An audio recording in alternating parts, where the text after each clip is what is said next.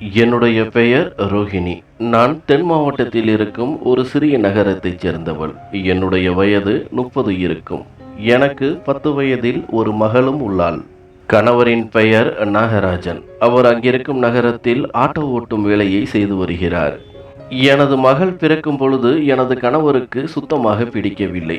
அவருக்கு மகன்தான் வேண்டும் என்று மிகவும் எதிர்பார்த்து காத்திருந்தார். ஆனால் பிறந்ததோ மகள். பிரசவத்தின் போது எனக்கு உடல்நிலை மோசமடைந்து போனதால் அப்பொழுதே கர்ப்பப்பையை அகற்றிவிட்டனர். அதற்கு மேல் குழந்தையும் பெற்றுக்கொள்ள முடியாது என்று மருத்துவர்கள் கூறிவிட்டனர். இதை என் கணவனால் தாங்கிக் கொள்ள முடியவில்லை. அடுத்ததாக மகனை பெற்றுக்கொள்ளலாம் என்று இருந்த கணவருக்கு இது பேரிடியாக அமைந்தது. என்னை காண வந்த சில உறவினர்களின் முன்னிலையில் எனக்கு மகன் பிறந்து எனக்கு உதவியாக இருந்து எங்களையும் கவனித்துக் கொள்வான் என்று எதிர்பார்த்தேன். ஆனால் இப்பொழுது அதற்கும் வழியில்லை. இனிமேல் எனக்கு மனைவியும் மகளும் வேண்டாம், நான் வேறு ஒரு திருமணத்தை செய்து கொள்ளப் போகிறேன் என்று கூறிவிட்டார். இந்த சம்பவம் நடந்து 10 வருடங்கள் கடந்துவிட்டது. ஆனால் என் கணவர் சொன்னது போல வேறு திருமணம் செய்து கொள்ளவில்லை. அதற்கு காரணமும் இருந்தது. அவரை நம்பி 2வது திருமணத்திற்கு யாரும் பெண் தரவில்லை. ஏனெனில் அவரை பற்றி அங்குள்ளவர்களுக்கு நன்கு தெரியும், அவர் ஒரு சோம்பேறி என்று. அது மட்டுமல்லாது அவர் குடிக்கும் அடிமையாகிவிட்டார். அவருக்கு பணம் தேவை என்றால் மட்டும் வேலைக்கு செல்வார். மற்றபடி குடும்பத்திற்கென்று எதுவும் தரமாட்டார். நான் தான் எனக்கு தெரிந்த தையல் தொழிலை வைத்து துணிகளை தைத்து கொடுக்கும் வேலையை செய்து அதில் குடும்பம் நடத்தி வந்தேன். கணவர் பெயருக்காக மட்டுமே எங்களுடன் இருந்தார். என்னுடைய மகளுக்கு சித்ரா என்று பெயர் வைத்தேன். எவ்வளவு கஷ்டம் வந்தாலும் என் மகளை நல்ல முறையிலேயே வளர்த்தேன். அங்கிருக்கும் தனியார் பள்ளியில் சேர்த்து படிக்க வைத்தேன். அவளும் என் நிலைமையை புரிந்து கொண்டு நல்ல முறையில் படித்து வந்தாள். அவளுக்கு அழகும் அறிவும் அதிகமாகவே இருந்தது. நானும் என் மகளை மிகவும் கண்காணிப்புடன் வளர்த்தேன். எனக்கு இருக்கும் ஒரே சொந்தம் அவள்தான். அவளை பள்ளியை தவிர வேறு எங்கும் வெளியில் அனுப்புவது கிடையாது. இதனால் அவளுக்கு தோழிகள் என்று யாரும் கிடையாது. இதனால் அவள் உலகம் தெரியாமல் வெகுளித்தனமாகவே இருந்தாள். என்னதான் நன்றாக படித்தாலும் வெளி உலகம் வேறு விதமாக இருக்கும் என்று அவளும் உணரவில்லை, நானும் உணரவில்லை. அவளுக்கு ஏதேனும் ஆபத்து வந்துவிடுமோ என்று நினைத்துதான் இதை அனைத்தையும் செய்து வைத்தேன். ஆனால் எனக்கு அப்பொழுது தெரியவில்லை, அவளுக்கு ஆபத்து வெளியில் இல்லை, என் வீட்டில்தான் இருக்கிறது என்று. என் கணவருக்கு என் மகளை பார்த்தால் சுத்தமாக பிடிக்காது. அவளிடம் என்றுமே அன்பாக பேசியதும் கிடையாது. இவ்வளவு ஏன், அவளை தன் மகள் என்று எங்குமே கூறிக்கொண்டதும் கிடையாது. எப்பொழுதும் அவளிடம் உன்னால் தான் உன் அம்மாவிற்கு இப்படி ஆகிவிட்டது, இதனால் எனக்கு மகன் பிறக்கும் கனவும் கலைந்து போனது என்று அவளின் மனம் நோகும்படி பேசிவிடுவார். நான் தான் கணவரிடம் சண்டையிடுவேன். மகளுக்கும் இதில் உன் தவறு எதுவும் இல்லை என்று புரிய வைப்பேன். இப்படியாக எங்களின் வாழ்க்கை சண்டையும் சச்சரவுமாக சென்று கொண்டிருந்தது. எவ்வளவுதான் கஷ்டங்கள் இருந்தாலும் அதை என் மகளிடம் வெளிக்காட்டிக் கொள்வதில்லை. இப்படியாக அவளும் 16 வயதை அடைந்து விட்டாள். ஒரு நாள் வெளியில் சென்றுவிட்டு வீட்டில் வந்து பார்க்க எனக்கு அதிர்ச்சியாகவும் ஆச்சரியமாகவும் இருந்தது. காரணம், என் கணவர் என் மகளிடம் அமைதியாக பேசிக் கொண்டிருந்தார். நானும் அமைதியாக அவர்களையே கவனித்துக் கொண்டிருந்தேன். கணவர் அவள் படிக்கும் பள்ளியை பற்றி விசாரித்து கொண்டிருந்தார். நானும் ஒன்றும் பேசாமல் எனது வேலைகளை பார்க்க தொடங்கிவிட்டேன். சில நாட்கள் கழித்து மீண்டும் கணவர் என் மகளிடம் நன்றாக பேசத் தொடங்கினார். அது மட்டுமல்லாது அவளுக்கு தேவையான சில பொருட்களையும் வாங்கி கொடுத்தார். இது எனக்கு இன்னும் ஆச்சரியத்தை அளித்தது. ஏனெனில் அவள் பிறந்ததிலிருந்து இதுவரை அவளை தொட்டு தூக்கியது கூட கிடையாது. அதை நானும் கண்டுகொள்ளவில்லை. காரணம், அவளுக்கு அவர்தான் தகப்பன். நான் நினைத்திருந்தால் கணவனை விவாகரத்து செய்துவிட்டு இருவரும் தனியாக இருந்திருக்கலாம். எனக்கு தேவையில்லை என்றாலும் மகளின் பாதுகாப்பிற்கு அப்பன் என்று பெயரளவிற்காவது துணை தேவை என்று நினைத்துதான் எவ்வளவு சண்டையிட்டாலும் அவருடன் வாழ்ந்து வந்தேன். சில நாட்களாகவே என் மகளின் மீது அதிகமாக அன்பு காட்ட ஆரம்பித்தார் கணவர். அவளிடம் அன்பாக பேசவும் ஆரம்பித்தார். என்னிடமும் அதிகமாக சண்டையிடுவதில்லை. எனக்கும் இது சற்று ஆறுதலாகவே இருந்தது. ஒரு நாள் இதை பற்றி கணவரிடமே கேட்டேன். அதற்கு கணவரும், நமக்கோ வயதாகி வருகிறது, மகனோ மகளோ எதுவாக இருந்தாலும் நமது பிள்ளைகள்தான் என்று உணர்ந்து கொண்டேன். கடைசி காலத்தில் நம்மை நமது பிள்ளைகள்தான் பார்ப்பார்கள் என்பதையும் புரிந்து கொண்டேன். இவ்வளவு நாள் உன்னிடமும் மோசமாக நடந்து கொண்டேன். என்னையும் நீயும் மன்னித்து விடு.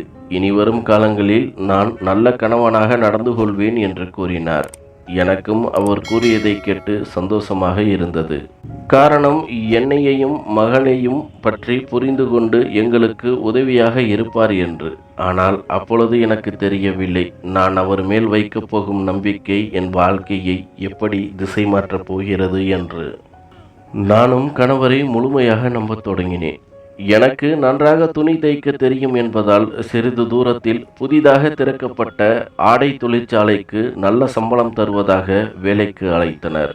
முதலில் நான் அந்த வேலைக்கு செல்ல வேண்டாம் என்றுதான் நினைத்தேன். ஆனால் மகளின் திருமணத்திற்காவது ஏதாவது சேர்த்து வைக்க வேண்டுமே என்று யோசித்து, கணவர் வீட்டில்தான் உள்ளாரே, அவர் மகளை பார்த்து கொள்வார் என்று நானும் எனது தோழியும் வேலைக்கு சேர்ந்து விட்டோம். எனது தோழி மிகவும் நல்லவள். சொல்லப்போனால் நான் எங்கேயாவது வெளியில் செல்ல நேர்ந்தால் என் மகளை அவள்தான் பார்த்து கொள்வாள். என் மகளை அவளுக்கு மிகவும் பிடிக்கும். எதிர்காலத்தில் தனது மகனுக்குத்தான் உன் மகளை திருமணம் செய்து வைக்க வேண்டும் என்று அடிக்கடி கூறிக்கொண்டிருப்பாள். நாங்கள் வேலைக்கு சென்று 2 மாதங்கள் ஆகிவிட்டது.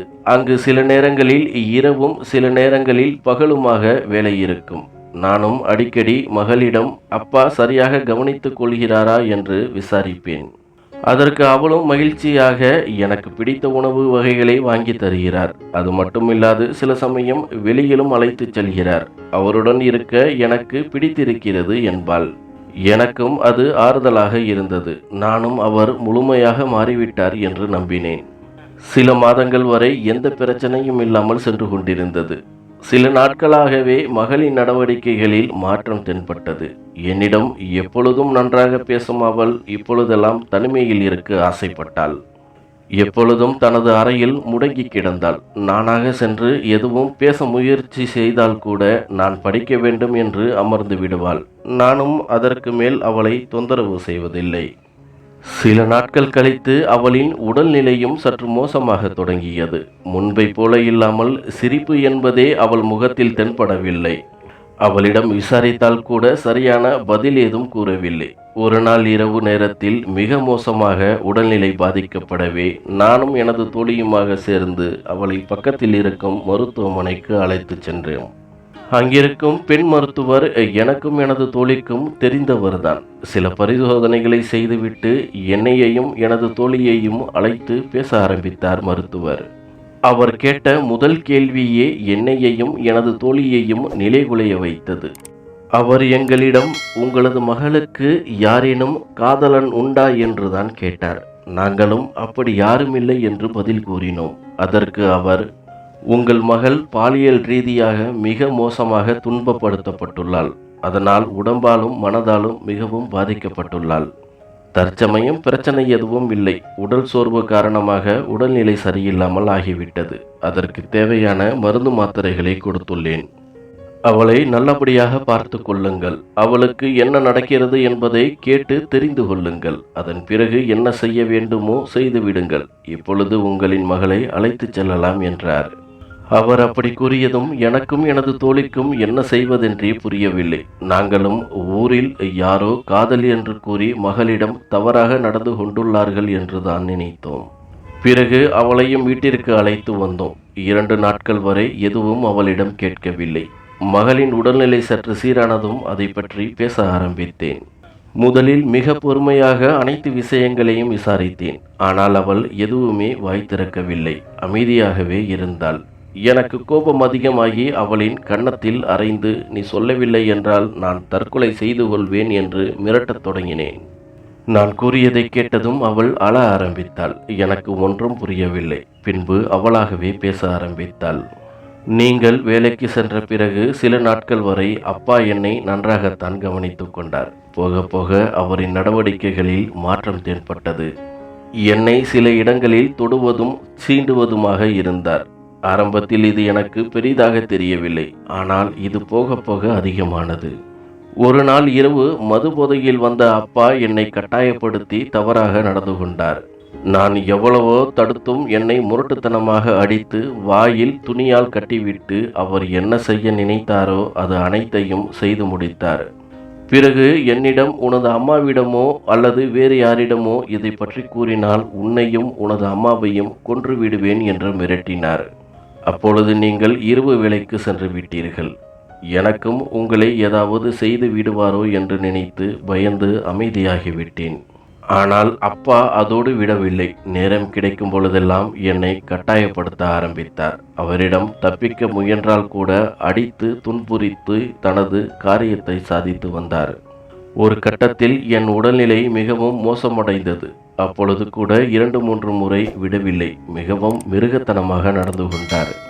எனக்கு என்ன செய்வதென்றே தெரியாமல் யோசித்து யோசித்து நான் பைத்தியமானதைப் போல உணர்ந்து விட்டேன் என்றால் அழுது கொண்டே. எனக்கு என்ன சொல்வதென்று புரியாமல் நானும் அவளுடன் சேர்ந்து அழ ஆரம்பித்தேன். அப்பொழுதுதான் நானும் புரிந்து கொண்டேன். கணவன் என்ற போர்வையில் இருந்த மிருகத்தை நம்பி எனது மகளின் வாழ்க்கையை சீரழித்து விட்டேன் என்று. என்னை நினைத்தும் எனது மகளுக்கு இப்படி நடந்ததை நினைத்தும் கோபமாக வந்தது. அதைவிட அதிகமாக பெற்ற அப்பனே இப்படி நடந்து கொண்டானே என்று ஆத்திரமாகவும் இருந்தது. நானும் மகளிடம் இனிமேல் உனக்கு அப்படி நடக்காது, நான் பார்த்து கொள்கிறேன் என்று கூறி சமாதானம் செய்து படுக்க வைத்தேன். என்ன செய்வதென்று புரியாமல் வெகு நேரமாக யோசித்து கொண்டிருந்தேன். கணவன் என்ற மிருகத்திற்காக காத்திருந்தேன். அவனும் சிறிது நேரத்தில் மது குடித்துவிட்டு தள்ளாடியபடியே வீட்டிற்கு வந்தான். அவன் வீட்டிற்கு நுழைந்ததும் என்னையும் அறியாமல் அருகில் இருந்த விளக்கமாரை எடுத்து அடிக்க ஆரம்பித்தேன். அதெல்லாம் அவனுக்கு போதவில்லை. அவன் மது போதையில் இருந்ததால் திருப்பி தாக்கத் தொடங்கினான். ஒரு கட்டத்தில் தள்ளாடியபடியே படுத்து விட்டான். நானும் மெதுவாக அவனிடம் சென்று, எதனால் நம் சொந்த பிள்ளையிடமே இப்படி மிருகத்தனமாக நடந்து கொண்டாய் என்று விசாரிக்க ஆரம்பித்தேன். போதையில் இருந்ததால் உளறியபடியே பதில் கூற ஆரம்பித்தான். எனக்கு அவள் சிறுவயதிலிருந்தே அவள் மேல் எந்த பாசமும் இல்லை. சொல்லப்போனால் இன்று வரை அவளை என் மகளாக என் மனம் ஏற்றுக்கொண்டதில்லை. அவளுக்கு வயது ஆக ஆக அவளின் மேல் ஆசை மட்டுமே வந்தது. அதனால்தான் உன்னிடமும் அவளிடமும் நல்லவனைப் போல நடித்து அவளை அடைந்தேன். மற்றபடி எனக்கு எந்த குற்ற உணர்ச்சியும் இல்லை என்றான். அவன் கூறியதை கேட்டு எனக்கு இன்னும் கோபம் அதிகமாக வரவே அவன் முகத்தில் அறைந்தேன். ஆனால் அவன் சிரித்து கொண்டே மற்றொரு விஷயத்தை கூறினான். அதை கேட்கும் பொழுது எனக்கு மேலும் அதிர்ச்சியாக இருந்தது. உன் மகளை ஒரு ஆளுக்கு விற்பதற்கு ஏற்பாடு செய்து விட்டேன். இன்னும் 2-3 தினங்களில் அவனும் உனது மகளை அழைத்து சென்று விடுவான். அவனிடம் பணமும் வாங்கிவிட்டேன். அன்றோடு நானும் எங்கேயாவது சென்று விடுவேன். அதிகமாக பேசினால் உன்னையும் விற்றுவிடுவேன் என்று கூறிக்கொண்டே போதையில் உறங்கிவிட்டான். எனக்கு அதிர்ச்சியாகவும் கோபமுமாக இருந்தது. என்ன செய்வதென்று தெரியாமல் யோசித்து கொண்டே அமர்ந்து விட்டேன். பிறகு சிறிது தூரத்தில் இருந்த தோழியின் வீட்டிற்கு சென்று அவளை என் வீட்டிற்கு அழைத்து வந்தேன். அவளிடம் அனைத்து உண்மைகளையும் கூற அவளும் பதறிப்போனாள். என்ன செய்வதென்று தெரியாமல் நானாக ஒரு முடிவு எடுத்தேன். பிறகு உறங்கிக் கொண்டிருந்த எனது மகளை அழைத்து வந்தேன். பிறகு இவ்வளவு வருடங்களாக சிறிது சிறிதாக சேர்த்து வைத்த பணத்தையும் நகையையும் என் தோழியிடம் கொடுத்து, என் மகளை நன்றாக பார்த்துக்கொள். நான் எப்பொழுது திரும்பி வருகின்றனோ பிறகு பார்த்து கொள்ளலாம். இதை வைத்து உனது மகனுக்கு என் மகளை திருமணம் செய்து வைத்துக்கொள். என்ன நடந்தாலும் எனது மகளை நல்லபடியாக பார்த்துக்கொள் என்றேன். என் தோழியும் எனது நிலைமையை புரிந்து கொண்டாள். அவளும் எனக்கு ஆறுதல் கூறி நான் சொன்னது போலவே செய்வேன் என்று சத்தியம் செய்தாள். பிறகு நானும் மகளிடம், நான் கூறியது போல நீயும் நடந்து கொள். என் தோழியின் மகனை நீ திருமணம் செய்து கொண்டு சந்தோஷமாக வாழ்க்கையை தொடங்கு என்றேன். என் மகளும் அழுது கொண்டே, எதற்காக அப்படி சொல்கிறீர்கள்? நீங்கள் எங்கே செல்லப் போகிறீர்கள்? நீங்கள் சென்ற பிறகு அப்பா மீண்டும் என்னை தொந்தரவு செய்வாரோ என்று கேட்டாள். நானும் அவளிடம், என்னை பற்றி நீ கவலைப்படாதே. உன் அப்பாவின் தொந்தரவு இனி உனக்கு இருக்காது. அதை நான் பார்த்து கொள்கிறேன். நீ தோழியோடு சென்றுவிடு என்று அவளையும் எனது தோழியையும் அனுப்பி வைத்தேன். போகும்பொழுது தோழியை மட்டும் தனியாக அழைத்து எங்கு செல்லப் போகின்றேன் என கூற அவள் பதட்டமடைந்தாள். வெகு நேரமாக என் கையை பிடித்து அழுது கொண்டிருந்தாள். பிறகு நானும் அவளை சமாதானம் செய்து அனுப்பி வைத்தேன். பிறகு வீட்டிற்குள் வந்து கணவனை பார்த்தேன். அவன் போதையில் உறங்கிக் கொண்டிருந்தான். இதுதான் சமயம் என்று நினைத்த நான் அருகிலிருந்த அம்மிக்கல்லை எடுத்து அவன் தலையில் போட்டேன். அங்கேயே அவன் தலை நசுங்கி போனது. உடல் மட்டும் சில நிமிடங்கள் வரை துடித்து கொண்டிருந்தது. என் ஆத்திரம் தீராமல் மீண்டும் மீண்டும் கல்லை எடுத்து அவன் தலையில் போட்டேன். சிறிது நேரத்தில் அவன் தலை இருந்த இடமே தெரியவில்லை. நானும் என் கோபம் தணிந்து சற்று அமைதியாக அமர்ந்தேன். எனக்கு தெரியும், இவனை இதற்கு மேலும் உயிருடன் விட்டால் என் வாழ்க்கையை நாசம் செய்தது போல எனது மகளின் வாழ்க்கையையும் நாசம் செய்து விடுவான் என்று. அதனால்தான் அன்று இரவே அவனை கொல்வதற்கு முடிவு செய்துவிட்டேன். பிறகு சிறிது தூரத்தில் இருந்த காவல் நிலையத்திற்கு சென்று கணவனை கொன்றுவிட்டதாக கூறினேன். அவர்களும் பதறிப்போய் வீட்டில் வந்து பார்க்க உண்மையை புரிந்து கொண்டு அவனது உடலை மருத்துவமனைக்கு அனுப்பி வைத்தனர். என்னையும் ஜெயிலில் அடைத்தனர். அந்த மிருகத்தின் உடலை வாங்குவதற்கு கூட ஆள் இல்லாமல் கடைசியாக அனாதை பிணம் என்று அடக்கம் செய்துவிட்டனர். என்னிடமும் எதற்காக கொலை செய்தாய் என்று கேட்க, நானும் மதுபோதையில் என்னை கொல்ல முயற்சி செய்தான், தற்காப்பிற்காக அவனை நான் கொன்றுவிட்டேன் என்று மட்டும் கூறினேன். மற்ற உண்மைகளை எதுவும் கூறவில்லை. ஏனெனில் அந்த மிருகத்தால் என் மகளின் வாழ்க்கை பாதிக்கப்படுவதை நான் விரும்பவில்லை. எனக்கும் 5 ஆண்டுகள் வரை சிறை தண்டனை கிடைத்தது. என்னிடம் சொன்னது போலவே என் தோழியும் நடந்து கொண்டாள். அவளும் யாரிடமும் என் மகளை பற்றிய உண்மையை கூறவில்லை. பெருந்தன்மையாக தனது மகனுக்கு திருமணம் செய்து அவளையும் சந்தோஷமாக வைத்து கொண்டாள். நானும் தண்டனை முடிந்து வெளியில் வந்துவிட்டேன். இப்பொழுது என் மகளின் வீட்டருகே வசித்து வருகிறேன். எனது வாழ்க்கையையும் சரி, எனது மகளின் வாழ்க்கையும் சரி, நிம்மதியாகவும் சந்தோஷமாகவும் சென்று கொண்டிருக்கிறது. எனக்கு என் கணவனை கொன்றதில் எந்த குற்ற உணர்ச்சியும் இல்லை. அதற்கு மாறாக ஒரு விஷமுள்ள ஜந்துவை அடித்து கொன்ற மன நிம்மதிதான் கிடைத்தது.